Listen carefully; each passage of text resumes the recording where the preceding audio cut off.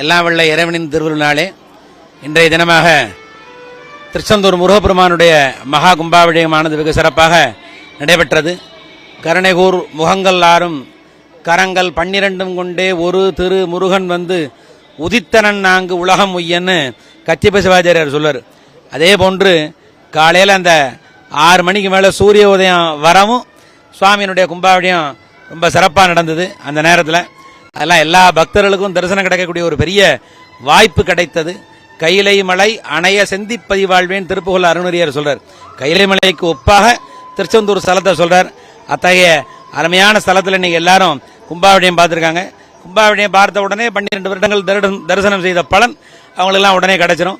அதே போன்று இந்த கும்பாபிஷேகம் பார்த்ததுனால எல்லோருக்கும் எல்லா விதமான நன்மைகளும் கிடைக்கும். அதனால தமிழக அரசு மிக சீரிய முயற்சியோடு ரொம்ப அருமையான முறையில் இங்கே ஏற்பாடுகள் எல்லாம் செய்யப்பட்டு ரொம்ப அருமையான நமது அமைச்சர் சேகர்பாபு அவர்களுடைய பெரிய ஒத்துழைப்போடு இங்கே மகா கும்பாபிஷேகமானதுக்கு சிறப்பாக நடைபெற்று தக்கார் அவர்கள் மிகுந்த ஏற்பாடோடு கிட்டத்தட்ட ஒரு அநேக வருடங்களாக பக்தர்களுக்கு தேவையான வசதிகள்லாம் அண்ணா சொன்ன மாதிரி சிவநாடார் அவர்கள் நிறைய செஞ்சு கொடுத்துருக்காங்க. பார்த்து பார்த்து எல்லாமே நிர்வாகம் பண்ணியிருக்காங்க. ரொம்ப அருமையாக நடந்திருக்கு. ரொம்ப நல்ல நிகழ்ச்சி. பக்தர்கள் எல்லோருக்கும் எல்லா வாழ்வும் கிடைக்கணும். திருச்செந்தூர் கோயிலிலே கும்பாபிஷேகம்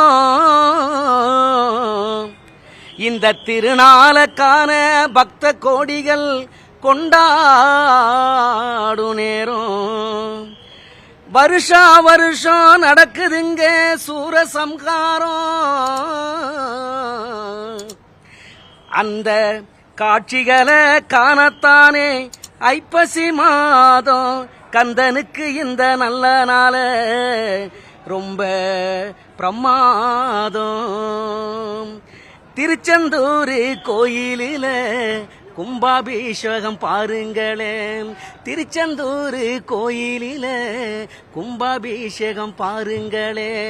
பக்த கோடிகள் கொண்டாடும் பக்த கோடிகள் கொண்டாடும் திருநாளே இது பெருநாளே திருநாளே இது பெருநாளே.